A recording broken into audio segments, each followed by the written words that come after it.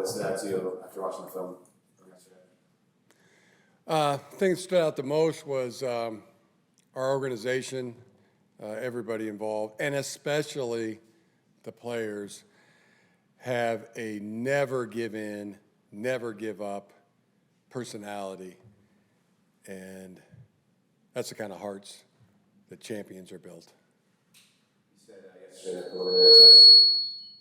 preliminary test showed Achilles for Najee. Do you have any further update there on it? Imaging confirmed that, and he'll have to miss the season. Just obviously with him out for the season, what did you see from Amarian yesterday, and I guess what kind of opportunity is it for him to step up? Yeah, I think it was a game ball worthy performance, and he'll get a game ball. 25 touches in that neighborhood, 129 plus yards of production. I thought it was. I said yesterday. He put in the work. It was. He did. He put the work in, and stepped up, and did a tremendous job. And I think he's in a great place to climb from, and trust that he will continue to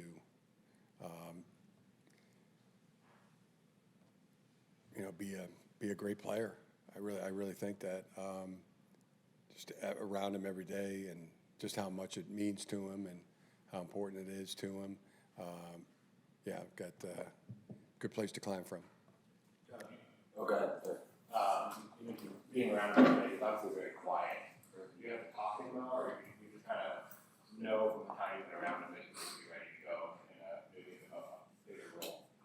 Yeah, just like always, what somebody does speaks so loudly that you don't have to hear what they say, and that's the case with him.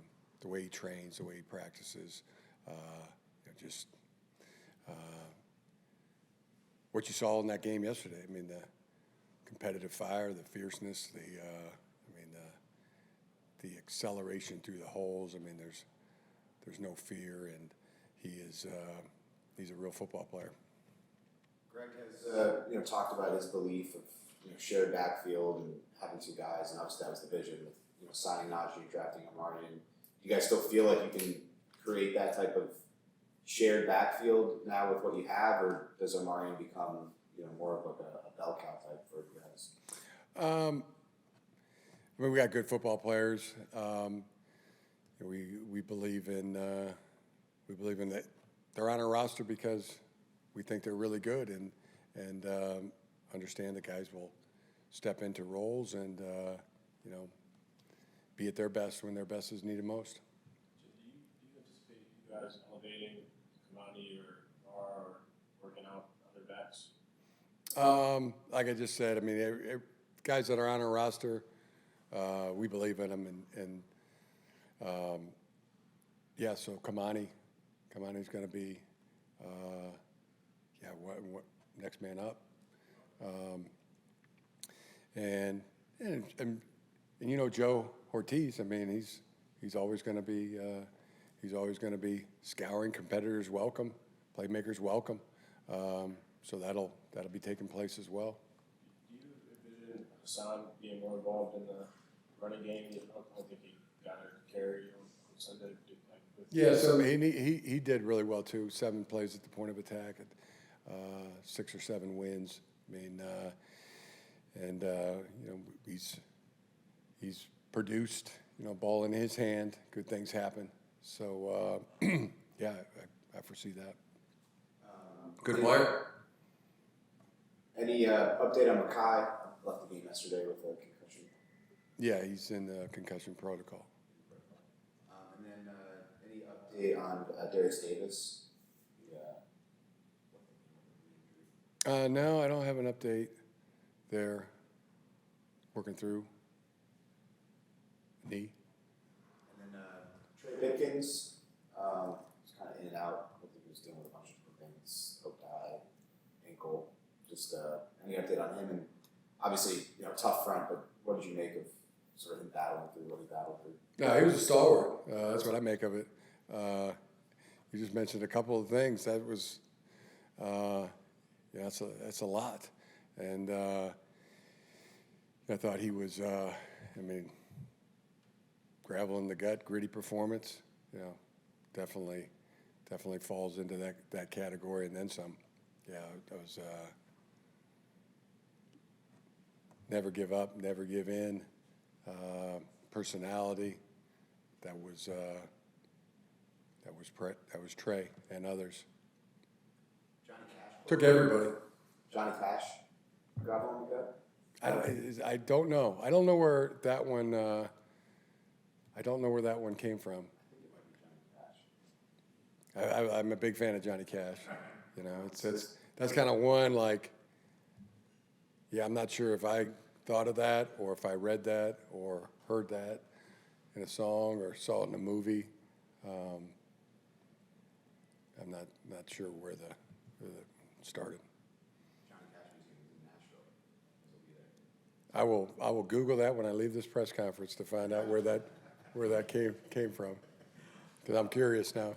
Just obviously we talked yesterday about Justin's performance amid all the pressure, but just what did you watching the film back? What did you make of the pass protection performance overall? How much do you sort of attribute to just what the Broncos have up front, and how much do you attribute to your guys and maybe needing to improve in that area at all?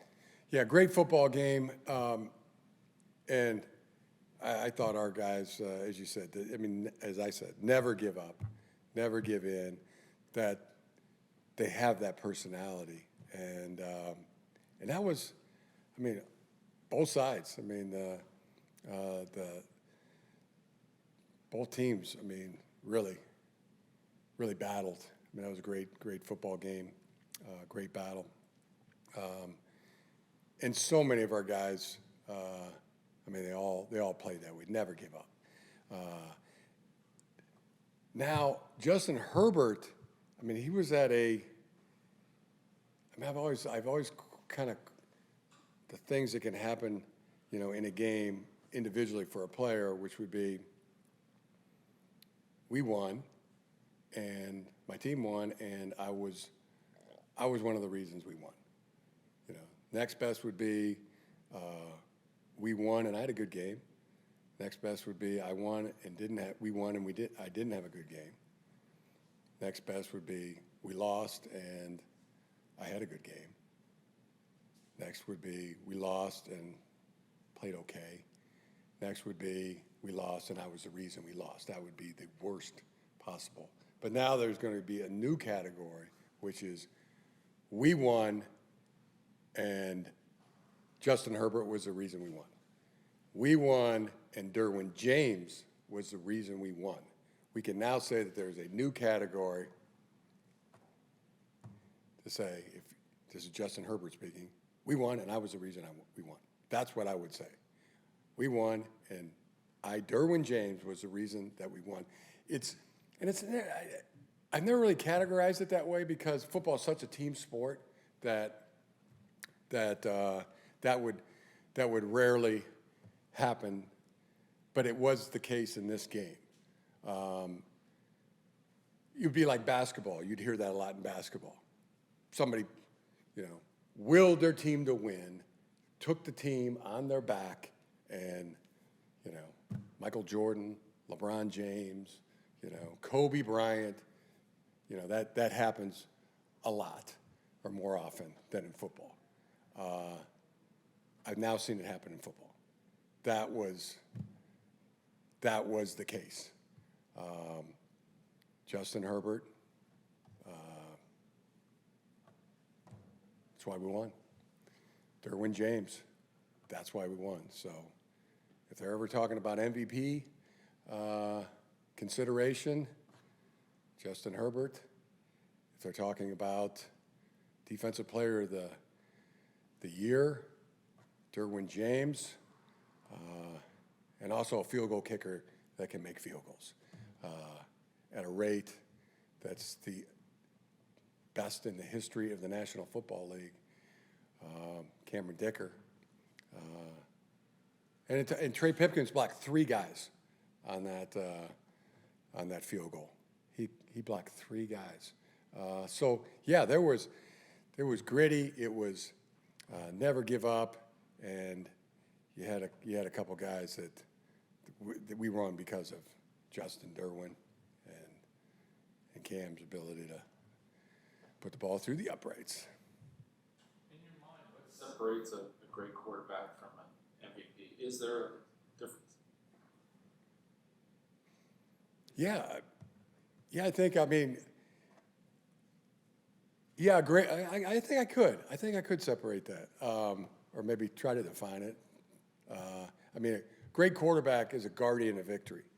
You know, they just going to do everything in their power to make sure your team doesn't lose.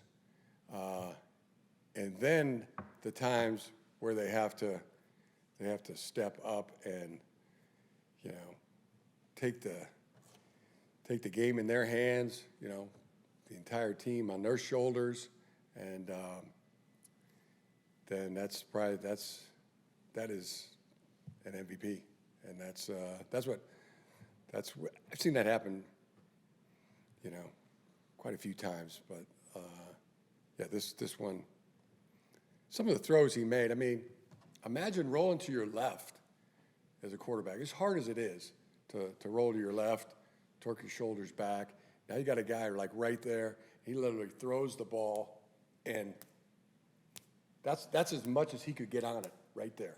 That like about no follow through, and make that throw accurately to Keenan, who an incredible game by Keenan, so clutch the entire game. Also Thule, very disruptive, great game by Thule. Ladd was great as well. The only time he really got covered was when he got grabbed or held. And Dayon, probably say that wasn't his best game, but he played all the plays, everything that he's been dealing with the last. Stalwart football player in every way. Incredible. Tony Jefferson, you know, had some, you know, some really good plays too. Got to talk about Arondé Gadsden. What a way to start his career. Very clutch. You know, very meaningful plays that he made. Talked about Amarion. Tier Tart, super disruptive. As super disruptive as Thule and Tier were both in that category. So a lot of really great, stellar performances. In addition to Justin and Derwin, and then I mean, blue collar, gritty, gravel in the gut type of performance from everybody else on the team. Things we can do better. Things that we'll go ahead and work on. And it's a great place to climb. You know, when you win a game and there's no, you know, there's things that can improve, we'll just we'll attack it and get ready for the Giants. That's going to be a tough task. So, you know, onward, as my great friend Tony La Russa would say, onward. Jim, with Najee, obviously it's been a rough start for him here. The thing that happened with his eye, and then for this to happen, did you just feel for him, you know, missing the season with all he did to get back? Yeah, yeah, of course. And rough start. I mean, he was really playing well. I mean, playing great, especially on the gap schemes. I mean, he was hitting him the short yardage play. I thought that was, you know, phenomenal pickup by him. Second effort all the way. Yeah, you know, it's unfortunate. It's unfortunate that occurred, and because a rough start. He was playing good. I mean, he was really good. He hasn't missed a game ever in his career. He hasn't been hurt, and then got here, hurt his eye, now he's out for the season. I was talking about his play. Yeah. It's been like since he's been here, he's been a lot more. Yeah. I mean, faith tells me God has a plan. He works all for the good. And now you'll be back. And I have no doubt about it. With Dayon, he tweeted a photo out that he lost some weight as a result of his illness that he's been dealing with the past 2 weeks. Yeah, it's been almost 2 weeks. Yeah, how do you sort of approach that when you have, a player that, in the middle of the season loses some weight, needs to put it back on, that kind of thing? Like, how do you sort of approaching that situation with him?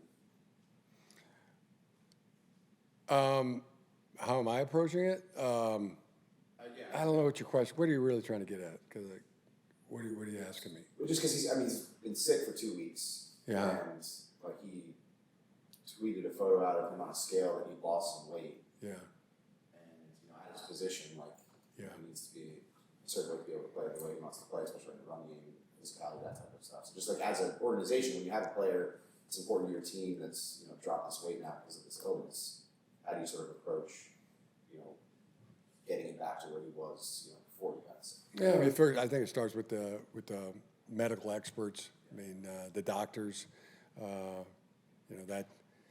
that care and recovery and rest, and the old immune system, that it's gonna kick in, so. And one player we haven't mentioned is Quentin. A couple big catches in the game. Yeah. Oh, stalwart. Yeah. Right up there with Amari. Game ball going to Quentin Johnson. Just making the plays, making the tough plays, legitimate threat at every single time. Deep threat, short threat, intermediate threat. Right after the catch.